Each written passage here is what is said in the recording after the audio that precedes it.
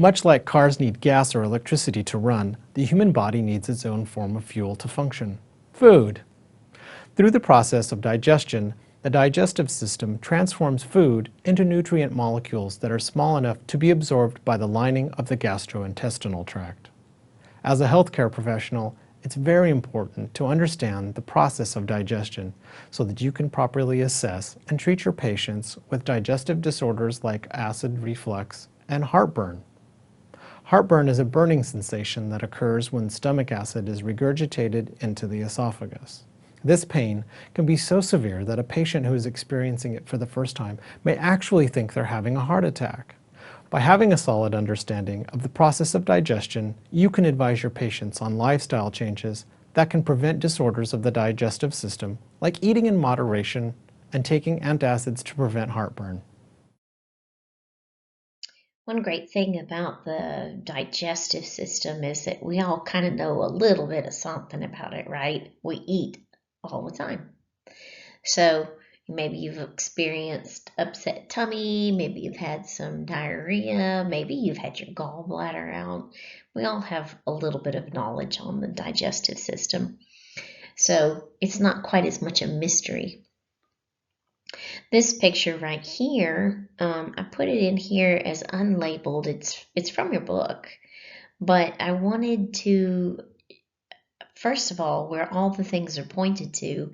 At this point, you've already had this lab probably, and so see, can you answer these things? Can you tell me what that green thing is? It's straight up the middle of that villus. Can you tell me what? Pointer here. Can you tell me the layers? Can you tell me this layer? Can you tell me this layer right here? So anyway, just go through that and see if you can answer it. And then here is much more detail as you actually look at the top of this villus. It's showing a little section right here. Each little cell, each epithelial cell has even more up and down areas.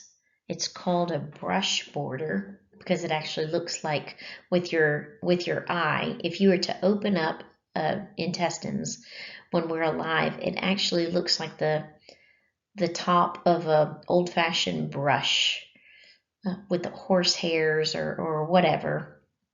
They don't make brushes that like this very often anymore, maybe for babies. But it's got all these little peaks and valleys with the purpose of increasing surface area. And I'll get to that in a little bit, but why don't you think about why surface area would be important?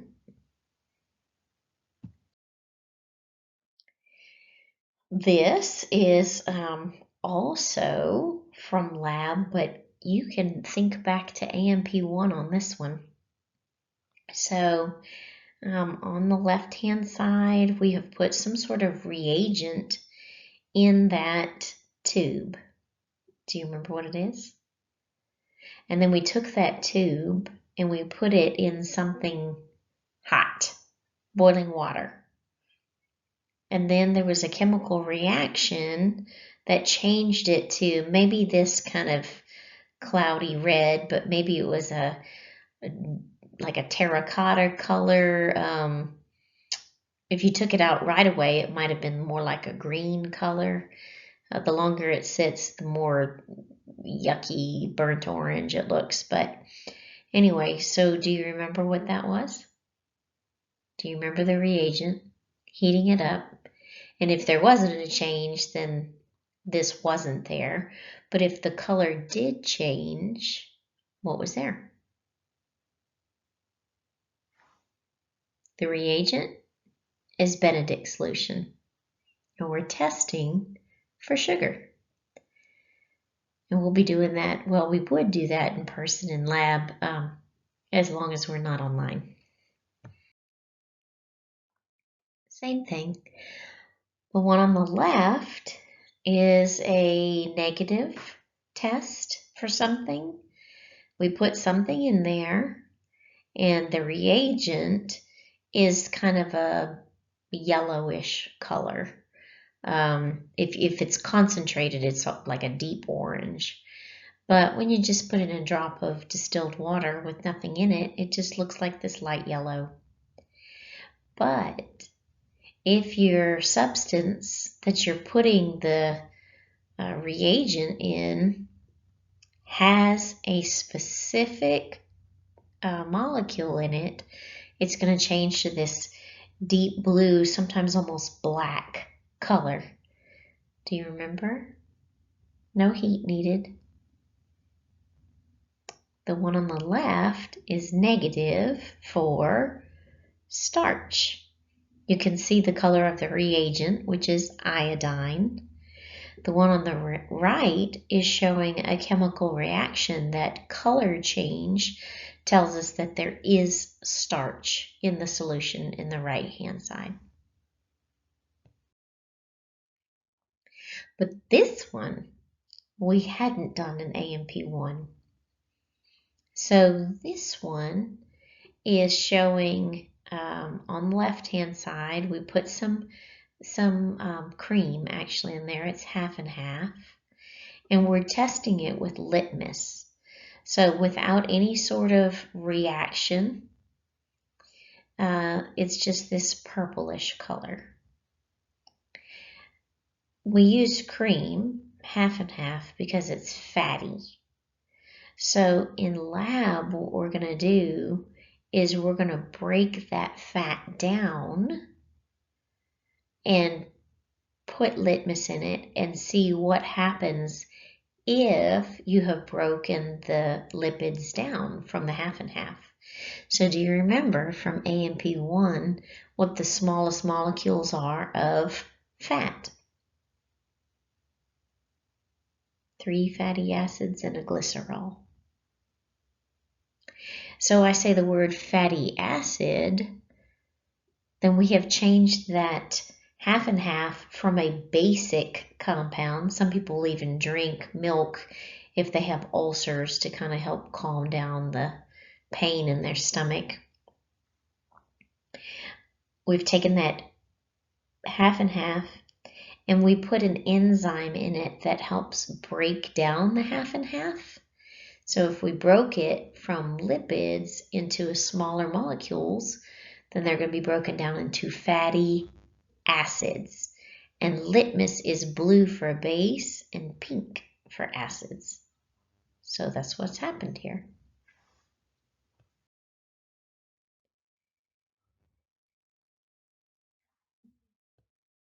Much like cars need gas or electricity to run, the human body needs its own form of fuel to function: food.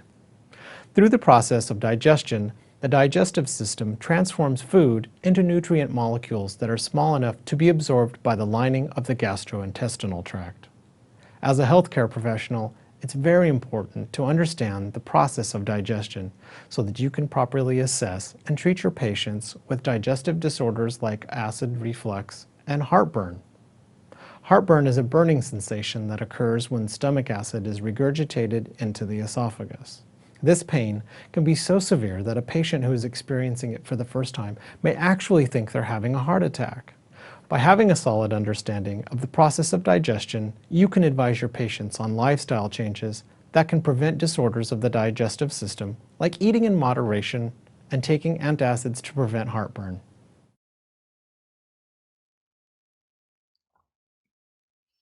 So what's the function of the digestive system? Well, the biggest thing is simplification of foods. You can't absorb the pepperoni. Can y'all tell I like pizza? This was on the last one, right? I don't remember. You can't absorb a piece of pepperoni unless that protein's been broken down into amino acids. So our digestive system has to break it down, simplify it into something absorbable.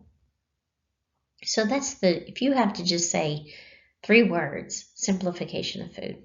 Of course, everything's more complicated than that, right? This is science. So first, the digestive system has to put the food in your mouth. That's called ingestion. Then we have to break it down into nutrient molecules. So something that can be absorbed. So simplify it into something tiny, and that's called digestion. And then we're going to absorb it into our bloodstream, so it's going to leave the intestinal tract, get absorbed into the blood, and get taken to the liver. Isn't that weird? A portal system to the liver. So from those little villi, it's going to get picked up by capillaries or lacteals and taken towards the liver. And then finally, some of the stuff that we eat is just not digestible. It's not bad. It's just that we're humans, and so there's some things that we just can't break down, like cellulose. Cows can break down cellulose, but we cannot. And so you end up pooping it out. It's still important for us, though, because we've discovered that that's very important for colon health, right? To help prevent colon cancer. And it helps bind up excess fats, which makes it good for our heart, so we don't absorb as much fat.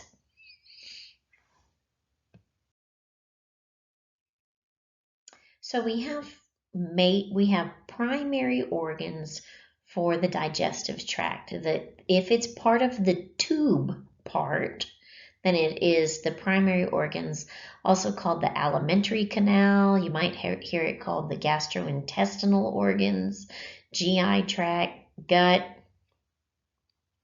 And that includes, of course, your mouth. That's the first part of the tube that you put it in. The pharynx, that's the throat. So when you swallow it, it goes into the pharynx and then quickly goes down into the esophagus. The esophagus is the tube to the stomach. The stomach is like a really fattened out part of the tube. Small intestines is where it's gotten smaller again. Then the large intestines is bigger, has a different job than the small intestines. And then finally the anus. But we do have accessory digestive organs that help the alimentary canal out. So teeth help mechanically digest food. Teeth don't secrete any sort of enzymes or anything like that, but it physically is simplifying the food. That big old piece of steak, you chew it up and it's become smaller pieces of steak before you swallow it, right? So mechanical digestion. The tongue actually helps move that food around. The gallbladder. So what does the gallbladder do? The gallbladder stores bile. So it is waiting for you to have some chorizo so you can squirt some bile out of your gallbladder and get that into your small intestines to help start breaking that up. So all of those things, teeth, tongue, gallbladder, listen, teeth, tongue, gallbladder, mechanical digestion. Bile is not an enzyme. Bile does not chemically do squat. It actually physically helps break it down to smaller pieces, but it's not an enzymatic process. Digestive glands. So your salivary glands are moistening up your food, helping it make it more slimy so you can swallow it better. And it does have some enzymes in it to start chemical digestion. So mechanical digestion is help make it into slippery, slimier pieces. But chemical digestion, we have an enzyme called salivary amylase that's going to start breaking down carbohydrates. The liver is actually where the bile is made. He also releases some hormones. So this is an example of one of those. It's not an endocrine organ, but he does release some hormones to help with digestion. And then the pancreas. Huge player in chemical digestion. The pancreas, the exocrine part of it, puts out many different kinds of digestive enzymes that chemically break your food into smaller pieces. So here's a picture. Please take note of the salivary glands. These are the three major players there. The parotid is right in front of the ear. The sublingual is underneath the tongue. If you have a little brother maybe who likes to try and do weird things with his tongue and make spit go flying across the room, that would be from your sublingual gland. And then the submandibular gland is just on the inside and posterior part of your mandible. So deep to the actual mandibular bone and kind of the more posterior part at the ramus where it's bending. I'm hoping a lot of this looks like repeat from A&P1. Okay, so the digestive process includes 6 different activities. 1 is ingesting it. You got to put it in your mouth. 2, you got to start moving it downward, right? Our goal is to get it into the small intestines and start that chemical digestion. But we have to go through some other things first. The term peristalsis simply means waves of contracting and relaxing, and I've got a picture up next with a little bit more detail on peristalsis versus segmentation. So, as the GI tract contracts and relaxes, it propulses the food ab orad, so away from the mouth. However, we also have a muscle layer that is kind of squeezing it back and forth. Squeeze, squeeze, squeeze, squeeze, squeeze, squeeze. And so what's happening with that is it's moving up, down, up, down, up, down, up, down, up, down. And that is actually mechanically making it smaller. Your stomach does that as well. The third part that we're going to talk about, so we had ingestion, then we had propulsion, we're going to have mechanical breakdown. So mechanical breakdown is the churning, making it smaller with your teeth, mixing it with some saliva and get it all slimed up and broken into slippery little pieces. Your food in your stomach actually kind of pummels it. So squeeze, squeeze, squeeze, squeeze, back and forth, back and forth, back and forth. The segmentation, the purpose of that is to, just like if you were trying to mix something when you're cooking it, you mix it around to make sure that everything gets mixed together evenly. Well, you're getting squirts of enzymes, digestive enzymes, from your intestines, your small intestines, and your pancreas. It's getting squirted in. Well, we've got to take that food, and every piece of that food needs a dose of that enzyme. So we're going to, with segmentation, we're going to slosh it back and forth and back and forth and back and forth to make sure it gets good and mixed up, to make sure that those digestive juices can get a hold of every food particle. Then we're going to have true chemical digestion. So proteins get broken down to amino acids. Lipids get broken down into fatty acids. Carbs get broken down into sugars.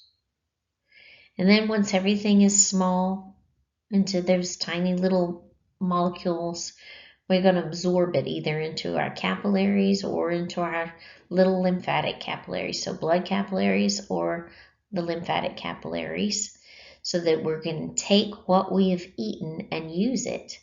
And it's going to go from the capillaries in the GI tract, and it's going to go head on to the liver, and the liver is going to help process that food. And then, of course, anything we can't use is defecated out. So this is a little map of where all those things roughly happen. We have color coding So there's just a little bit of blue, right? Ingestion. We have many areas of propulsion. You can see, I mean, of course, we do want it to propulse all the way down, right? Digestion is pink, little pink arrows.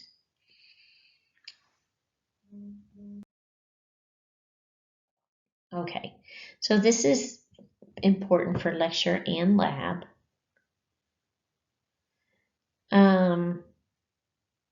The gastrointestinal tract, if you look at it, you look at a model or a section of it histologically, it has many layers. And layers sometimes are called tunics. So the mucosal layer is the area where the food is passing by. So like I said, I'm pretty sure at this point you probably had lab, but the part that the food is passing by is the mucosa. Immediately under the mucosa is submucosa. So sub is below, just like a submarine goes below the water, or below the surface.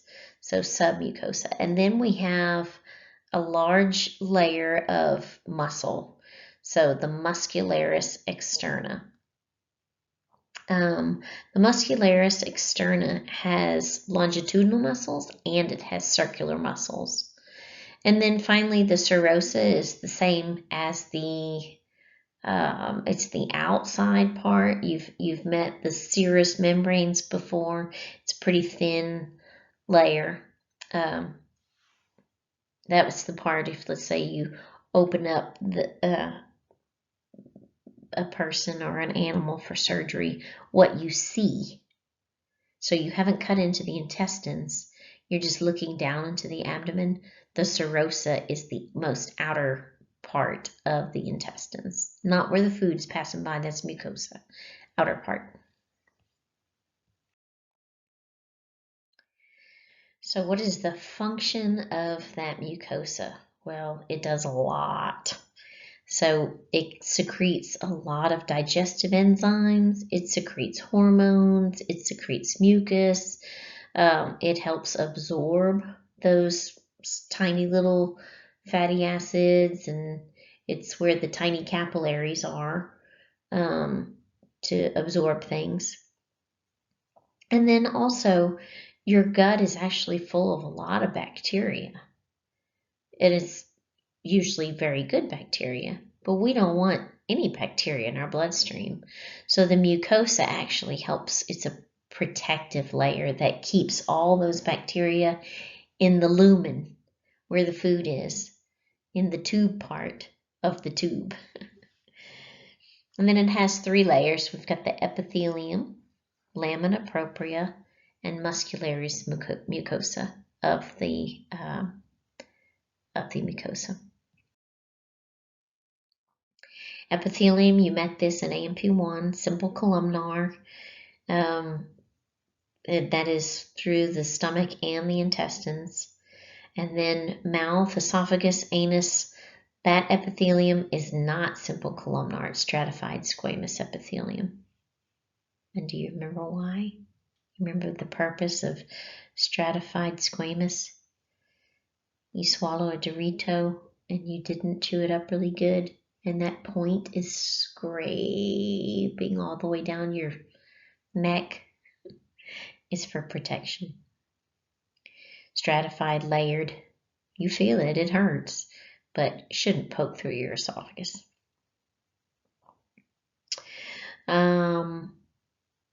We have some gastric cells that secrete mucus, and that actually helps protect digestive organs from enzymes, because we don't want to digest our own stomach, right? So we have in the stomach, we have some lot of cells that actually secrete a lot of mucus, because some other things that the stomach makes is hydrochloric acid and some, well, that's the biggie, hydrochloric acid. And so we don't want to digest our stomach. So the mucus that it's producing is keeping the hydrochloric acid from digesting your own stomach. And then we have different enzymes and different hormones depending on which part of the alimentary canal that we're in. Okay, now we're going a little bit below. So we have the epithelium of the mucosa. Now we're going just below it, the lamina propria. So this is the connective tissue part. Remember, epithelium doesn't have vessels. This is the part immediately under the epithelium that we have capillaries, whether it's vascular or lymphatic. We also have lymphoid follicles. We're going to talk more about MALT in the lymphatic system, but mucosally associated lymphoid tissue. In lab, we mentioned Peyer's patches. Peyer patches are very large lymphoid follicles that we find in the ileum of the small intestines. And then we have this very tiny layer of smooth muscle in the mucosal layer, and that actually helps move those villi around, and that helps you absorb better. So here's a labeled thing from this would be great for you to refer to for lab. Yes, to help you study for lab. Lab and lecture go together. Okay, so don't forget that. I guess while we're here, I'll just go ahead and point these things out. Okay, so we just did the mucosa. So we have the epithelium. This brown part is loads of simple columnar epithelium. Loads of them. Okay. Green is lacteal, so that's to help you absorb fats because fat is hydrophobic and lymph is hydrophobic, so it can absorb in there very well. These little vessels that are in here, capillary vessels, those are full of blood, and blood is hydrophilic. And amino acids and carbs, or I should say sugars, are hydrophilic. So those tiny little glucoses can get into the capillaries, tiny little amino acids get into the capillaries, but fatty acids are going to get into the lacteals. And then we're going to bring that blood to where we absorbed our nutrients, it's going to go to the liver. Here's that very thin layer of muscle that's going to help move these guys around, because along with increased surface area with movement, we can get more food in here. And actually this right here is crypts of lubricum, and that's going to secrete some digestive enzymes and some hormones to help digest your food. So we're going to wiggle those guys around so they can secrete what they need to secrete. In this submucosal area, so immediately below the mucosa, these vessels are bigger. You see that? We also have bigger lymph vessels as well. And then here in the muscularis part, so the musculosa externa, muscularis externa, this right here, these are circular muscles. These do the squeezing. This right here is longitudinal muscles. And so the squeezing is segmentation. And the longitudinal muscles do the inchworm movement, which is the propulsion.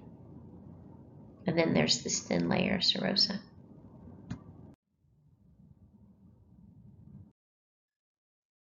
All right, so this is just reiterating what I said about the submucosa. There's larger blood vessels there, larger lymphatics. There's a nerve plexus that's actually going to be supplying some of the tissues here. Also, there's some connective tissue that's elastic here because, if we're going to be having propulsion and we're going to be having that mixing around, well, we need that tube to go back to its original shape. Muscularis externa, so we have a circular layer and a longitudinal layer. And then one thing that we're going to see is areas where the circular layer gets really thick, like where the stomach is going into the small intestines at the pylorus. They're going to be called sphincters. So that circular layer is so thick that it actually temporarily keeps food from moving while we finish up whatever kind of digestion is orad to that sphincter. So between the stomach and the small intestines, we have that pyloric sphincter, and that's going to be keeping the food in the stomach to get pummeled and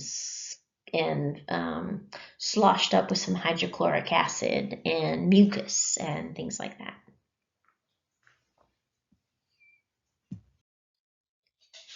This is histology right here, and histology sure could show up on your lab test. So I definitely would look at this and review what's in the book.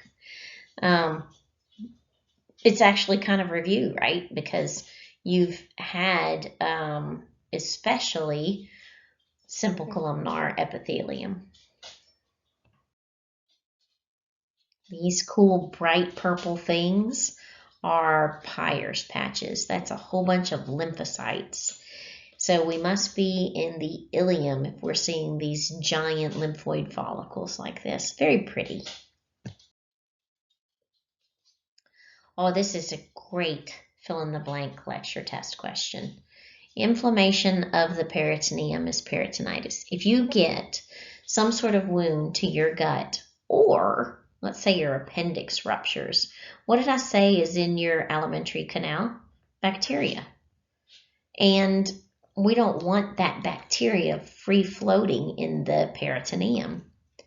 If it does, for whatever reason, whether it's ruptured appendix or whatever, some sort of wound from a stab or a gunshot or even an ulcer, some people get ulcers. If that ruptures, then that bacteria and all the food stuff that you've put into your alimentary canal is going to seep free floating into the peritoneum. And so peritonitis is going to happen. That sleek, thin layer of tissue is going to get rough and angry and get all these little tags on it, and the nerve supply to that is going to be furious, and it is going to hurt, hurt, hurt. If you don't treat peritonitis, well, even if you do treat it, sometimes it's bad enough you die anyway. But the treatment of peritonitis is very aggressive. Sometimes drains into the abdomen where you flush the abdomen 2-3 times a day, maybe 2 or 3 surgeries to go in there and actually take out any of the tagged up peritoneum that's just, it's just in terrible shape. We say that it's a very thin layer of tissue that's hard to see, but you can see it when it's mad. Okay, so splanchnic circulation is the arteries that are branching off of the aorta to go to the digestive organs. So whenever you hear splanchnic, we're talking about essentially the guts.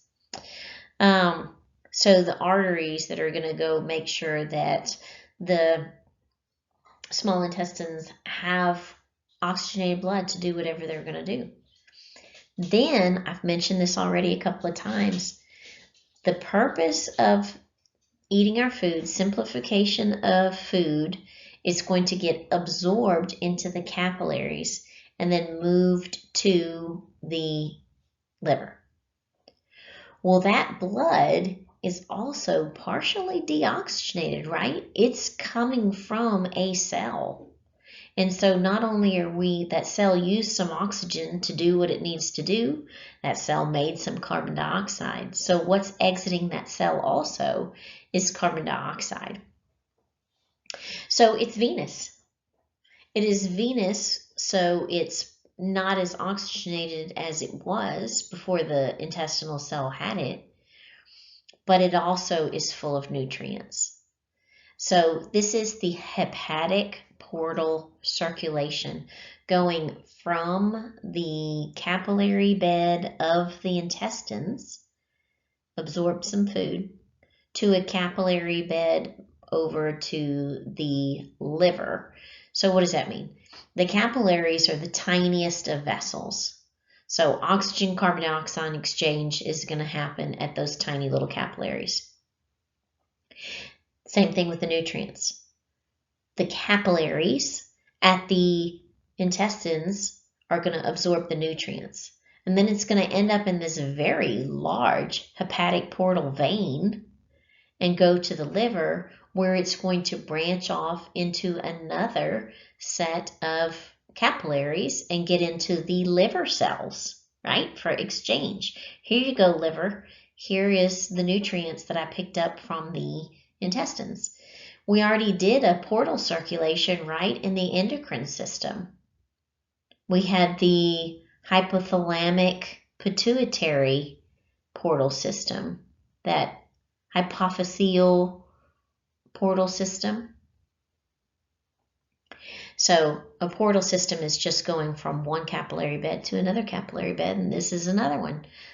One capillary is absorbing nutrients from the small intestines, and then it's going to end up all in one big vein, the hepatic portal vein, and it's heading to the liver, hepatic, heading to the liver. It's going to branch out smaller and smaller and smaller to some other capillaries into the liver cells, so the liver cells can do what they need to do to process that food, that nutrients. And then this is crazy. With all of the gut health thing that's going on around right now, it's hard to believe that maybe we've got some good microbes and some bad microbes that came from the gut, and the good microbes are keeping us mentally healthy, but the bad microbes, if you're out of balance, might be messing with your nervous system. Isn't that crazy? Well, the GI tract has its own nervous system, and it's often called the enteric nervous system. What does that mean? That means that it does its thing without help from the brain. It's recognizing what kind of food's getting put in there, because we're going to have a hormone stimulated, and then we're going to put out the right kind of enzyme. All of that homeostasis is happening without the brain. The gut's nervous system figures all that out itself. But of course, as always, the nervous system can always take over. This major enteric nervous system is between the two layers of muscles. So between the circular layer and the longitudinal layer. All right, let's get into a little bit with the mouth. The mouth is called the oral cavity, or sometimes it's called the buccal cavity. Our teeth are going to make that food into smaller pieces, so that is mechanical digestion. The pizza is still pizza. The pepperoni is still protein. It's just smaller pieces of protein. The fat, no, there's no fat on pizza. The fat on the pizza is still just smaller pieces of fat. So mechanically broken down. It hasn't been changed. No chemical reactions have happened yet. But when we mix it with some saliva, this is going to be the first place that we're going to start to break down carbohydrates. Salivary amylase. Amylase is going to break carbs, or get it started anyway, break it down into some sugars. Probably haven't had this lab yet by the time we're doing this PowerPoint, but in lab we'll take some popcorn. Obviously that's a carb, not sugar popcorn, just butter popcorn or whatever. Everybody gets to chew up some popcorn, okay, and chew it up real good, but you don't get to swallow it. You have to take that piece of chewed up popcorn and spit it into a test tube. Yuck, right? Then the negative control is going to be taking a full kernel of popcorn and putting it in a test tube. Both tubes, the one with the solid piece of popcorn and the one with the chewed up piece of popcorn, and your spit is going to get some Benedict solution and some heat. And can you predict, would the chewed up popcorn have a positive result for sugar? It should not, because it's all carbs. But remember, carbs are basically 3 sugars put together, the kind of carbs that we eat. And so you mix some salivary amylase with the carbs. Amylase breaks down carbs into sugars. And so you actually should have a mild positive reaction because we have begun breaking down carbohydrates in the mouth. Your book talks about lingual lipase. We skip that in lab. It's very, very minimal. And so we really don't have that much breakdown of fat in the mouth, but I do want to mention it because it's in your lecture book. This slide's going to be really helpful for anatomy, for lab.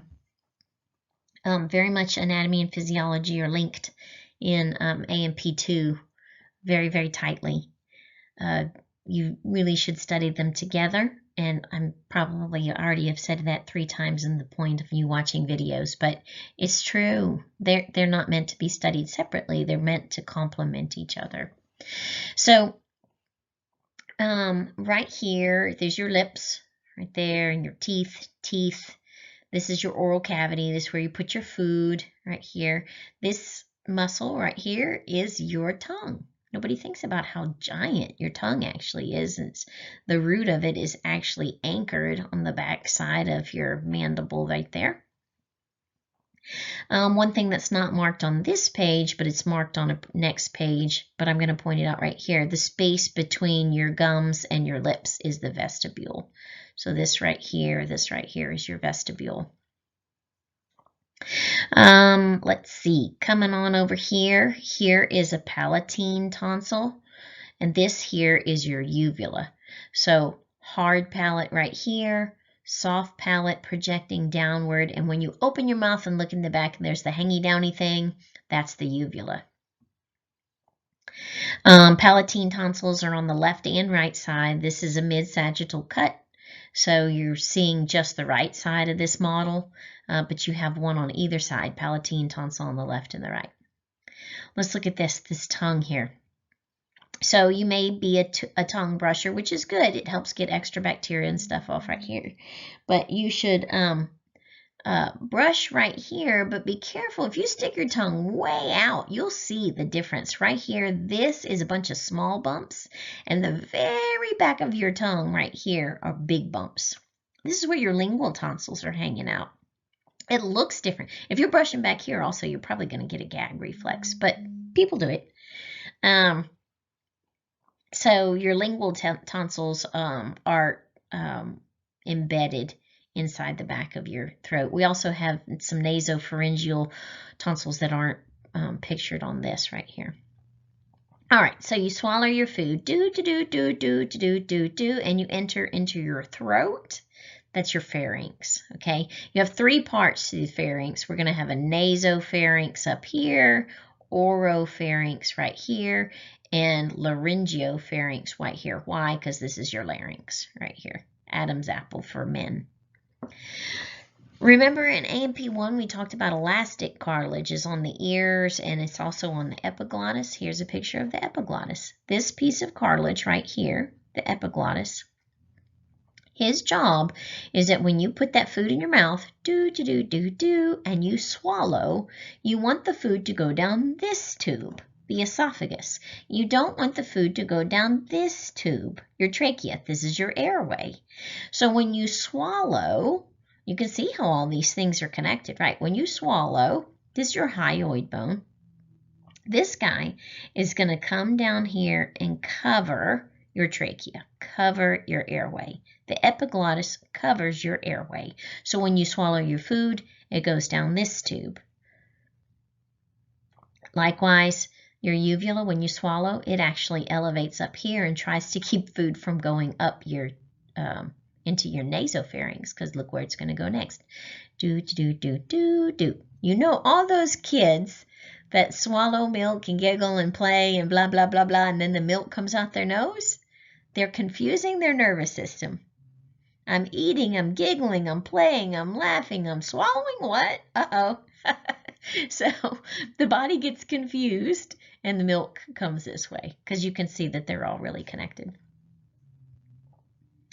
Anything else on here? The hyoid bone, if you don't remember, it's that little tiny bone that can get disconnected from the skeleton in lab because it's tiny and it's actually not attached to bone. It's attached to the skeleton by a bunch of ligaments. All right, so your palate, that's the roof of your mouth, has two different parts. The hard palate's where your tongue usually hits. You're chewing your food. With your saliva and mucus, it's going to create friction and help mechanically break food into smaller pieces. The soft palate is the part that you can cluck. So its job is to elevate and keep food from going up into the nasopharynx and especially that uvula part right there while you're eating. So your lab book tells you to look at your mouth in a mirror. Look at that and find all these things. Okay, so here's your teeth, right? This is incisors right here. This is your canine. These are a couple of premolars and then molars. Notice here's your uvula. There's the palatine tonsils right there. The space, here's that vestibule space, the space between your gums and your lips. That's the vestibule. Same thing up here. Between your gums and your lip, this area is the vestibule. Our lips are attached by a little frenulum right here, and your tongue actually is attached by a frenulum too. If you ever hear of a kid getting tongue-tied, this thing didn't separate enough. Easy fix.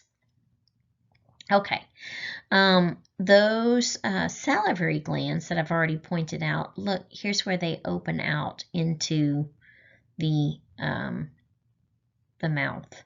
So sublingual is going to have many little holes, and they're tiny, and then the submandibular duct is a couple right here immediately towards the middle. Okay, so like I already mentioned, that is quite a large skeletal muscle, huh? And it's, when you get some food in your mouth, first you just grab it with your teeth, but then your tongue does a lot of that work because your salivary gland is going to start to create some saliva, and your tongue is going to sit there and push it up against the roof of your mouth, the hard palate, and swish it around and swish it around and swish it around and swish it around, mechanically breaking it down so that any salivary amylase can get started on carbs, but just to really get it nice and moist and into smaller pieces. And of course, your tongue, if you're back in the Middle Ages, one of the things they do is cut a tongue out. That person can't talk anymore. You don't appreciate how much of your tongue does the work for speech, huh? But if you, if you think about when you're talking, what is your tongue doing? It's creating all the sounds. It's, I guess, something maybe we take for granted. And of course, taste. So can those people that had their tongues cut out in the Middle Ages, can they taste their food? I would venture to guess depends on how much got left. Crazy things that they do. Lingual frenulum, that's lingual is tongue. That's where the tongue is attached to the floor of the mouth. Ankloglossia is tongue-tied. That's when that lingual frenulum is really short, so it didn't finish. How do I say that? It doesn't allow the tongue free movement, and the treatment is actually just snipping it. It's an easy fix. Okay, so those salivary glands. Not only does the saliva help release salivary amylase to start breaking down carbs, starch, it moistens the food, get it all nice and slimy and everything. but it also has some bactericidal properties. So it actually helps cleanse the mouth. Chewing gum is making you create saliva. So you know when gums say, "Oh, this is I'm the best gum because I help clean your teeth." Well, part of that is just the fact that it's making you create more saliva. Pointed these out earlier, but the parotid is immediately anterior to the ear. It's the big one. Submandibular is medial to the body of the mandible and kind of posterior at the ramus area. And then sublingual is actually under the tongue. This is showing their ducts and where they're dumping out by green. So here's the parotid salivary gland right there, and here comes the duct, right? So exocrine function, correct? If we have a duct, it's exocrine, which means it's going to go through a tube and empty out somewhere. Here's sublingual with all of its many ducts right there. This one's showing 4. Remember, this is just showing one side. You got a left and a right. And then here is submandibular, so just on the inside of the ramus where that mandible is coming up right there. It's right here, and the duct is coming out almost in the middle underneath the tongue.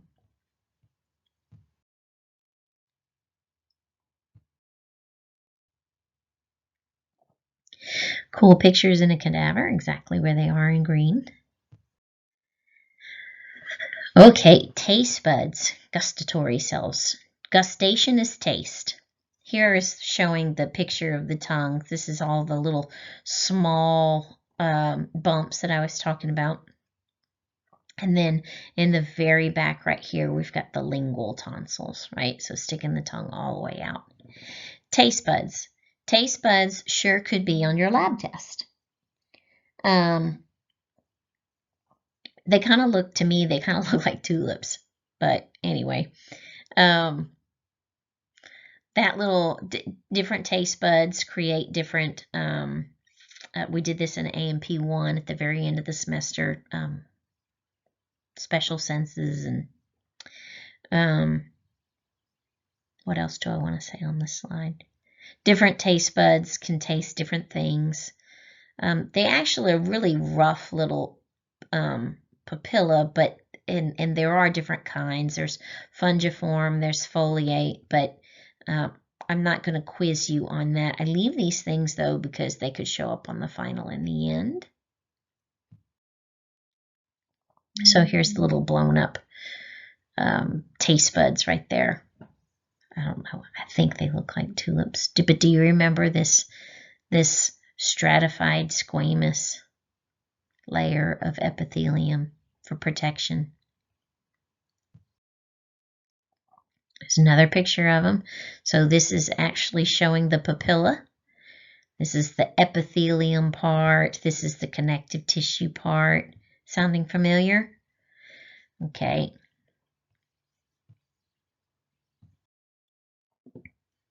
Okay, teeth. We did this in lab. Baby teeth are deciduous teeth. Sometimes they're called milk teeth, but the best term is deciduous. Okay. We end up as a child with 20 of them, and then our permanent set is 32 of them. What will end up happening is that root starts to resorb. So it just the root starts to go away. If the root is not anchored into the bone, then it starts getting all wiggly and comes out.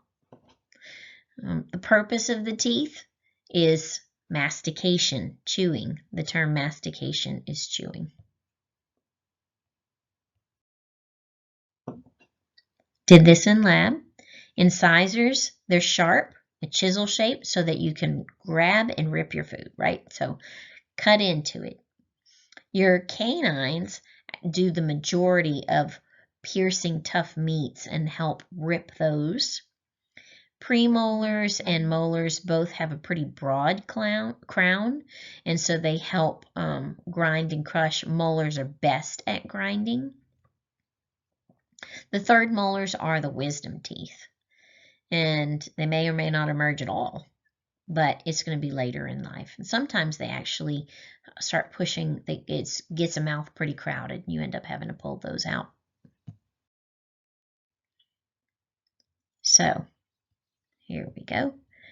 Human dentition. We have 2 incisors, 1 canine, 0 premolars, and 2 molars. So 2, 1, 0, 2 times 4, 20. Because 1, 2, 1, 0, 2 on this arcade, but you got 4 arcades. Right? So there's your second one, and then you have one on the bottom too. All right, here's an adult. So an adult has 2 incisors, 1 canine, and then we have 2 premolars, and then we have 3 molars. So if you're interested in dentistry, you probably are going to want to learn when all of these teeth, the permanent teeth, come in. That will not be on your lecture test, but it is interesting nonetheless, or if you have children. So here's the formula. I usually just do times 4, but you can do upper and lower times 2. But for your lab test, you have to write out the whole formula. So if you do 2, 1, 0, 2 times 4 equals 20. Or for an adult, 2, 1, 2, 3 times 4 equals 32. That's the full dentition. This is from your lecture book, but it sure can help you review, make sure you understood everything that was going on in lab. So I'm going to break it down here. This right here is the crown. That's the part that you can see quite easily when you're looking at your teeth. And then down here we have the root. This is your gums, so gingiva and, oh, I forgot to point, this is the neck right here. So when your dental technician comes and cleans your teeth, they're actually going to kind of get in this little sulcus right here to clean along in the deepest part of the tooth where it's attached to your gum, so the top part of the neck. The part that you see that's white is called enamel, and immediately underneath it is dentin. Dentin has all these little tubules right here. Those little lines are like tubules. This little tannish part right here is called cement or cementum. And then this part right here with the stripes is a periodontal ligament. So the cementum helps hold to the periodontal ligament, and the periodontal ligament is anchoring that tooth into the bone. So this is, if you remember from AMP1, this is the gomphosis joint. That type of fibrous joint, that periodontal ligament holding into the alveolar section of the mandible or the maxilla. That's the gomphosis joint.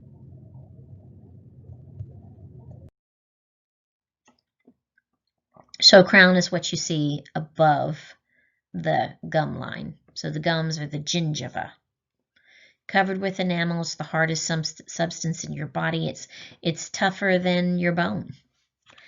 Loaded with calcium salts, hydroxyapatite crystals. You probably remember that from bone and AMP1.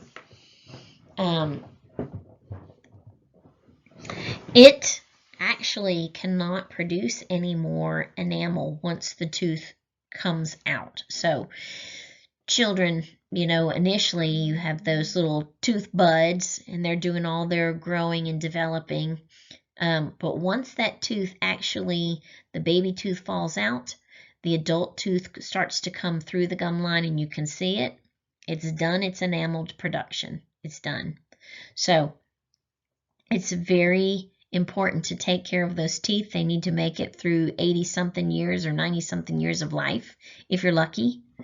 And so if you don't brush the teeth, then they get rotten and you have to have fillings. That's for life. The root is the part that is below the surface. Oh, I think I forgot to point out the neck in the last one. So immediately underneath the crown, where there's kind of tucked right into the gingiva. And you can kind of pull your gingiva down. When you go to the dentist and they're cleaning your teeth, they kind of go underneath the gum line around the neck. Not super deep. We don't want blood, but that's usually where your tartar is going to develop. X-ray. This is cool. These are deciduous right here.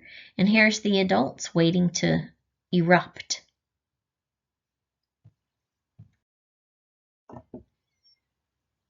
Okay, so cementum is in your lab book, covers the root. It attaches to the periodontal ligament, the bone underneath. The periodontal ligament is actually called the gomphosis joint, anchoring the tooth to the socket. Dentin is immediately underneath the enamel. It's also harder than bone. Enamel and dentin are both harder than bone. Enamel is the hardest, and enamel is what you see. Pulp cavity is in the center where we have the sensitive stuff. It's a connective tissue that also has blood vessels and nerves. And the root canal is where all that pulp cavity extends down into the root. And here we go. Here it is all labeled. I think I forgot to mention the pulp cavity in there. So there's the pulp cavity. That's where the pulp, connective tissue with the vessels and the nerves are, right there. Those tubules, you might not have a hole all the way to the pulp cavity where the nerves are, but once you've worn away that enamel, those tubules are going to allow that sensation of, oh, something's wrong. I need a filling because I'm feeling something. If it gets bad enough, because essentially what's happening with the cavity is bacteria, right? Dental caries. You're starting to feel, because of these tubules, you're feeling the infection. And if that infection actually gets into here, then you might need a root canal where they got to come in here and clean out all the pus and debris. And it just hurts just talking about it, right? This is a different picture from the OpenStax book instead of the Pearson book, but can't have too many resources. Okay, sometimes a tooth will be stuck in the jawbone. This is very common with wisdom teeth. It's called an impacted tooth, and it has to be surgically removed. Dental caries. I mentioned this just a couple slides ago, but we also brought it out in lab. So, caries is a cavity. You have completely destroyed a section of your enamel, and varying depths of destruction of the dentin. If it gets bad enough, it will get into your root, into your pulp cavity. And what does that? Well, if you don't get plaque off, if you don't brush your teeth, plaque is just some sugar. And what loves sugar? Bacteria. Bacteria release enzymes to break down the sugar, but it also breaks down the enamel. It'll firm up and called a plaque will firm up, and then it will be called calculus. But regardless, it's damaging to the enamel. You destroy the enamel, then you have a cavity, and it's owie.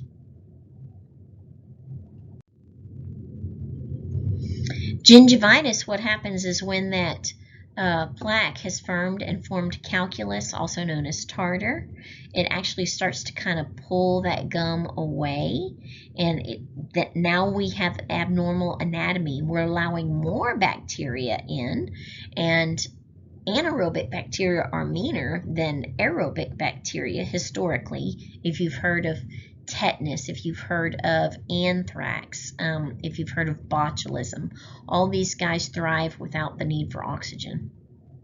So you can start to get bleeding from the gums and such from gingivitis, itis, inflammation of the gingiva. And you just got to get your teeth cleaned, but if you already have enough gingival damage, then you have to start getting deep periodontal cleanings more frequently. Happens as we get older.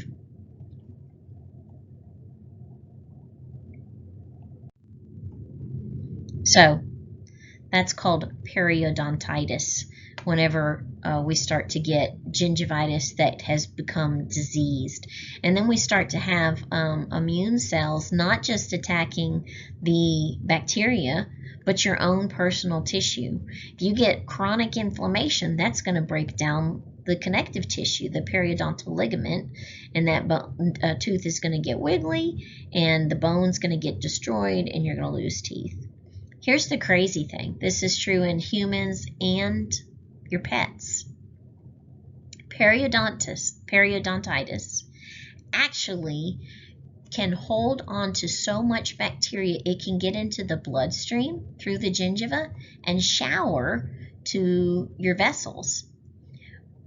Showering to your heart valve actually causes endocarditis. And you start to get where your valves are so heavy with bacteria they don't close right, and it can cause an acute heart failure. So your heart was fine, and then suddenly it's not because of poor dental care. Something that we don't think about, but it's very real. And of course, if it gets into major vessels, coronary arteries, cerebral arteries, you could have a heart attack or a stroke. So all kinds of important things starting right there at your mouth. Things like diabetes, piercings, always having a foreign object in your mouth, smoking, all these things can increase your risk of periodontitis.